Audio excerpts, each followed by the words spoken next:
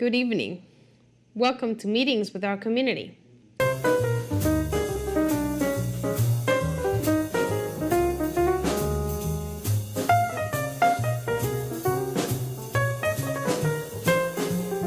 here at the Astoria World Manor, and my experience here was being part of this, trying to make this whole show come alive, and we had a good experience. There's a lot of people that works here in Long Island City, Chase, TD Bank, that they all gathered together. A lot of companies that came and they showed their support and they all communicate, they all share as a community to come together and to work together to keep this community alive. Here in Queens, we're proud to be helping each other, to have everybody together. The purpose of today is both to celebrate the great number and really great diversity of businesses in Long Island City, and also let them do business with each other by having people come in, see what the businesses are, learn about what products and services are here. I mean, there's everything from coffee to concrete, trucking to art, restaurants to companies that make computer equipment. Everything is here. You can make anything in Long Island City, and we look to celebrate that here. My experience here was very informative because I got to understand so many businesses and everything that they have to go through with networking in terms of, what they have to provide to society. And I think it was a really good experience for me as in my own development as a student. So I'm really excited. I can't wait for next year. It's going to be a great experience next year, and it was a great experience today. Thank you. I was at the front desk, so I saw everyone on arrival, and it was crazy initially because everybody was like, oh, where are we going? Where do we have to register? But it was fun at the same time. And of course, the major show was having people showcase their works from different businesses. I even saw people from the government, the bureau. It was nice, and thank you for your cards. Yes, I'll be in touch. And we had a luncheon where we had like a 3-course meal. Unfortunately, I couldn't eat because I was working, so you all owe me next time on this show, okay? Yeah, but all in all, it was a great experience, and I would like to encourage every young individual out there to be a part of it. If you're into travel, tourism, and hospitality, then this is what you should be doing. And I'm glad that most of these businesses are trying to give back to society. We had people from various parts of New York, from the Bronx, from Manhattan, from Brooklyn, and of course, Long Island City and Astoria.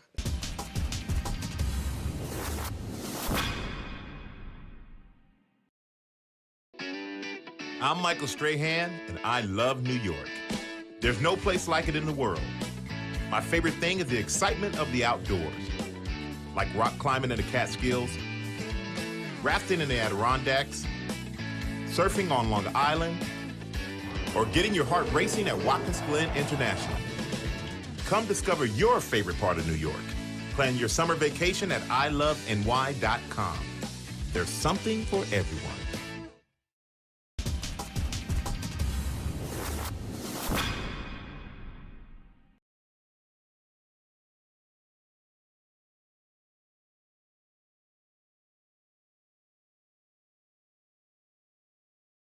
Hi, everybody.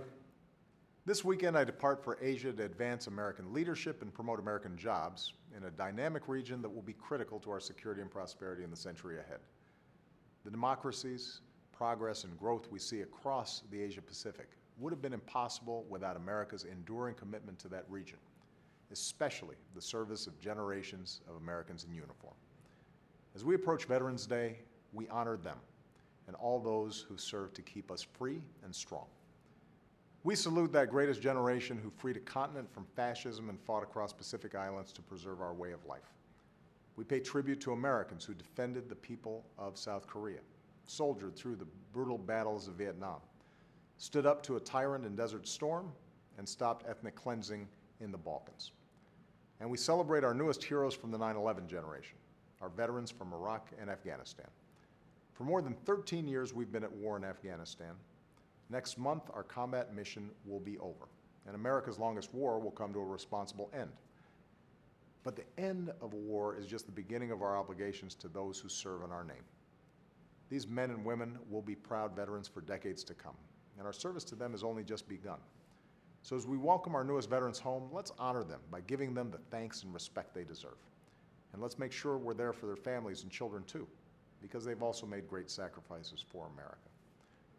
Let's honor our veterans by making sure they get the care and benefits they've earned. That means health care that's there for them when they need it. It means continuing to reduce the disabilities claim backlog. And it means giving our wounded warriors all the care and support they need to heal, including mental health care for those with post-traumatic stress or traumatic brain injury. Some of the most moving moments I've experienced as Commander-in-Chief have been with our wounded warriors. Some have to learn how to walk again, talk again, write their names again. But no matter how hard it is, they never give up. They never quit. And we can't ever quit on them.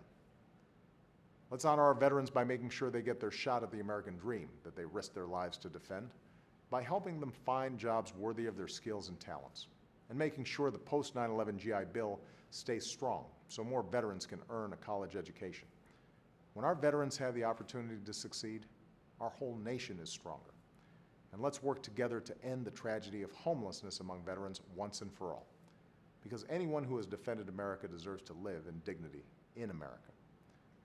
Finally, let's honor our veterans by remembering that this isn't just a job for government. It's a job for every American. We're all keepers of that sacred trust that says, if you put on a uniform and risk your life to keep us safe, we'll do our part for you. We'll make sure you and your family get the support you need. We'll have your backs, just like you had ours. So this Veterans Day and every day, let's make sure all our veterans know how much we appreciate them. If you see a veteran, go on up and shake their hand. Look them in the eye. Say those words that every veteran deserves to hear. Welcome home. Thank you. We need you more than ever to help us stay strong and free. And then let's come together as Americans to make sure we're there for them and their families for all the years of all their lives. God bless our veterans and their families, and God bless the United States of America.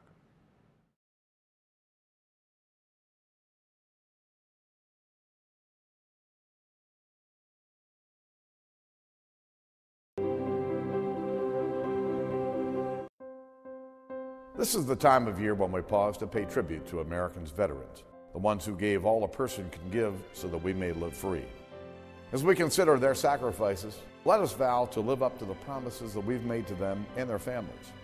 We cannot rest until our veterans have the 21st century healthcare system they deserve. It's the least a grateful nation can do. Ladies and gentlemen, please rise for the presentation of the colors.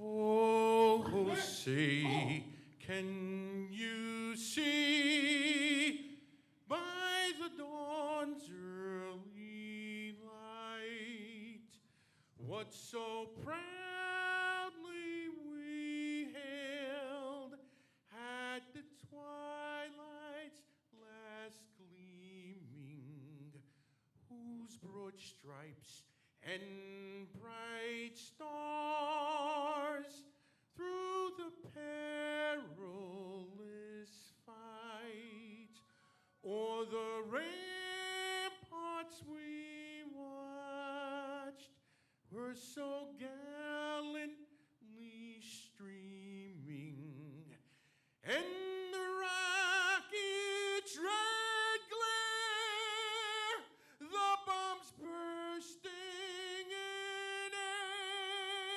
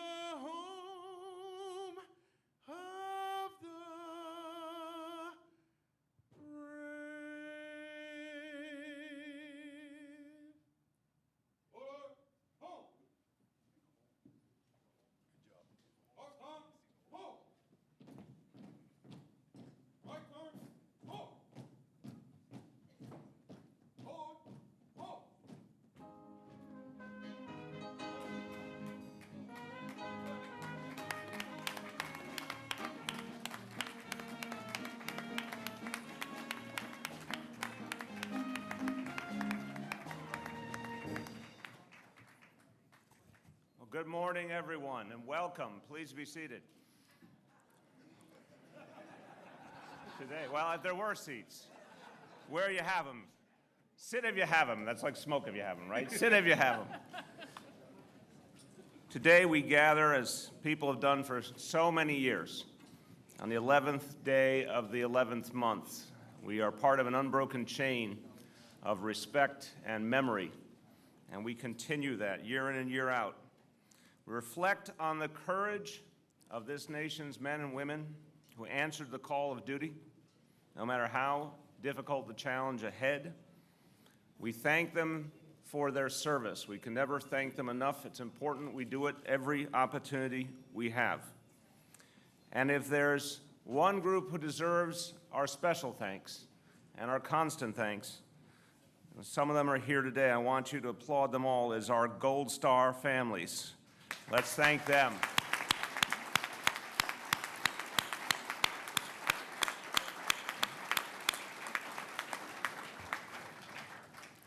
And let's thank everyone who made today's event possible and made it the special event it is. Firstly, our sponsor, the History Channel. Let's thank them for making this possible today.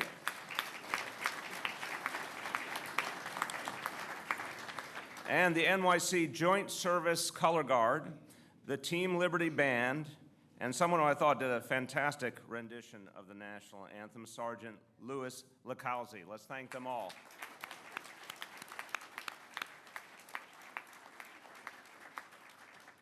We have a number of special guests, a number of members of my administration here. Our public advocate, Tish James, is here, and we thank her for supporting this event.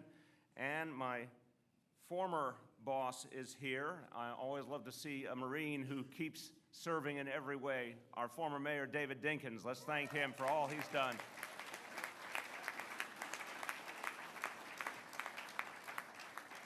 I can tell you, having worked for years for Mayor Dinkins, I heard many a Semper Fi along the way. Never, ever failed to stop and greet his fellow Marine, and he is proud of that to this day. We are also joined, just arriving to join us, Congressman Charlie Rangel and Congresswoman Carolyn Maloney. Let's thank them for their service.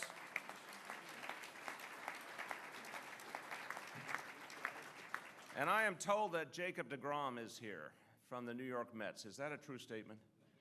Well, he's going to be joining us then. Where is he? Where is he? Jacob, thank you. Jacob, I have to say, just proves that no matter what happens, there's always hope for the New York Mets. So, as a standout pitcher this year and the National League Rookie of the Year, he brought a lot of hope to New York City. Thank you, Jacob, for all you have done, and thank you for supporting our veterans.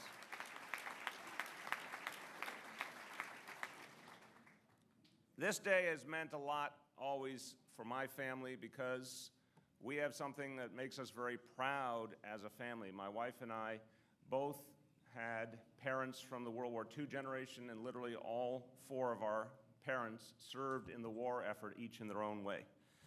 My wife's father was in the Army in Europe, in France and Italy. Her mother was a classic Rosie the Riveter. She worked in the Springfield, Massachusetts Armory, making armaments for our troops overseas. My mother worked here in New York City at the Office of War Information, helping to send broadcasts to then occupied Italy, the land of her parents.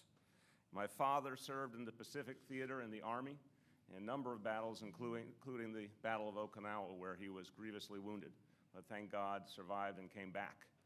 So each of the parents that we grew up with talked all the time about their experiences. And sometimes they wouldn't talk about them. Sometimes they were too difficult to talk about, or they didn't have the words for it. But we, my wife and I, had such a pride in our parents' service. And I think a lot of people here in this room can understand when you grow up with that, you have a deep feeling of what it means for someone to serve. And in some ways, the things that aren't said and the challenges that continue to follow those who serve throughout their life speak volumes. Sometimes the things that aren't put into words stick with you as well. It all builds a tremendous respect for people who went forward into battle or went forward into any form of service on behalf of our nation. It also reminds you there is often a price they pay, and a price that their families have to pay in support of those who serve. So this is a day when we have to think deeply about our commitment to the men and women who have served us. That is a commitment that we have to feel each and every day. It can never leave us. It can never be something that we look away from.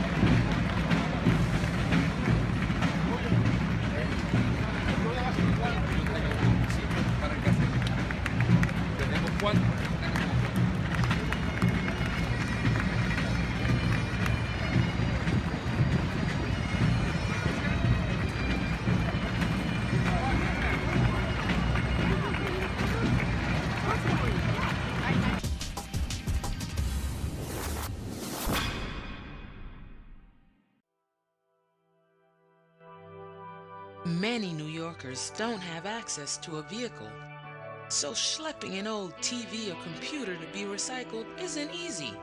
That's why the Department of Sanitation partnered with Electronic Recyclers International to create eCycle NYC.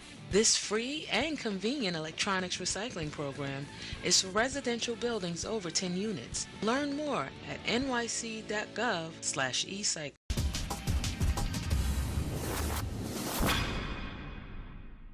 Thank you for watching Meetings with Our Community. We hope that you have enjoyed our show, and we hope to see you next week.